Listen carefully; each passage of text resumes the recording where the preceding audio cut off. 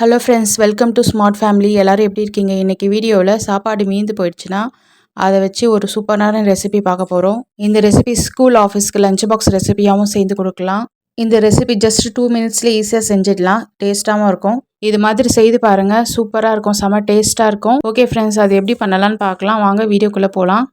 ஒரு அகலமான கடாய் வச்சுக்கலாம். கடாய் சூடானதும் 2 ஸ்பூன் எண்ணெய் விட்டுக்கலாம். எண்ணெய் காயட்டும். எண்ணெய் காஞ்சதுக்கப்புறம் வெங்காயம் ஆட் பண்ணிக்கலாம். பொடியாக நறுக்குன 2 வெங்காயம் சேர்த்துக்கலாம். இந்த வெங்காயம் நல்லா பொன்னிறமாக நல்லா வதங்கட்டும். 5 பல் பூண்டு பொடியாக கட் பண்ணி அதையும் இதோட ஆட் பண்ணிக்கலாம். அடுத்து கருவேப்பிலை ஆட் பண்ணிக்கலாம். கருவேப்பிலையும் சேர்ந்து வதங்கினதுக்கப்புறம் கொஞ்சமாக கொத்தமல்லி சேர்த்து ஆட் பண்ணிக்கலாம். வீட்டில் குழம்பு தீர்ந்துருச்சு அப்படின்னா குழம்பு செய்கிறதுக்கு டைம் இல்லைன்னா டக்குன்னு சாப்பாடு மட்டும் வச்சு இந்த ரெசிபி ஈஸியாக பண்ணிடலாம்.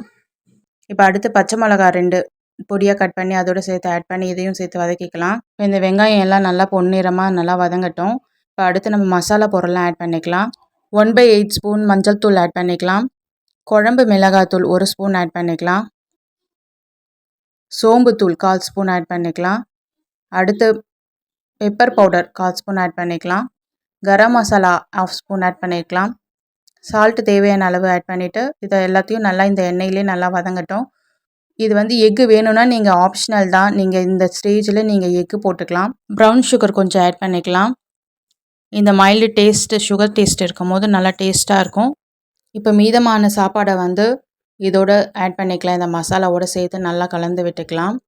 உங்கள்கிட்ட குழம்பு மிளகாத்தூள் இல்லைனாக்கா நீங்கள் 1/2 ஸ்பூன் தனி மிளகாத்தூள் 1/2 ஸ்பூன் தனியாத்தூள் சேர்த்து கலந்து மிக்ஸ் பண்ணிக்கலாம்.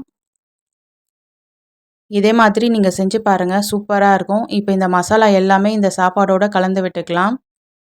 மீடியம் ஃப்ளேமில் வச்சிடணும். வச்சு விட்டுட்டு இப்போ நல்லா கலந்து விட்டாச்சு பாருங்கள். இது செய்யும் போதே நல்லா வாசனையாக இருக்கும். இந்த மசாலாலாம் அந்த சாப்பாடில் இறங்கி அந்த எண்ணெயோடு கலந்து செம்ம டேஸ்ட்டாக இருக்கும். இதே மாதிரி நீங்கள் செஞ்சு பாருங்கள். செஞ்சு பார்த்துட்டு எப்படி இருந்ததுன்னு கமெண்ட்ஸ் பண்ணுங்கள்.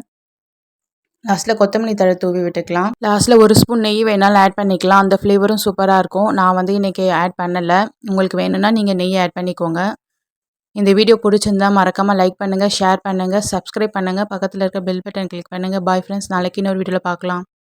தேங்க்ஸ் ஃபார் வாட்சிங்.